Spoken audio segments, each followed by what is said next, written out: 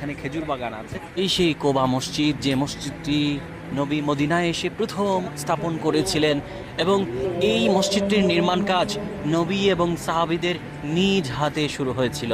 হাদিসে তিরমিজিতে এসছে এখানে 2 রাকাত সালাত আদায় করা একটা উমরার সম পরিমাণ কাজ সম্পন্ন করা।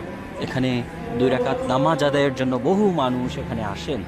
নবীজি তখন প্রথম মদিনায় আসেন যে সময়টাতে, সেই সময় তিনি এই কোবা গ্রাম, এখানে খেজুর বাগান আছে, একটা বাগান সমৃদ্ধ গ্রাম ছিল, এখানেই এসে তিনি 3 থেকে 14 দিন এইরকম সময় অবস্থান করেছিলেন। অর্থাৎ মদিনায় প্রবেশ করে প্রথম যেখানে নবীজি অবস্থান করেছিলেন এটি হচ্ছে সেই জায়গা, এবং নবীজি নিজ হাতে এই মসজিদটির নির্মাণ কাজ সূচনা করেছিলেন।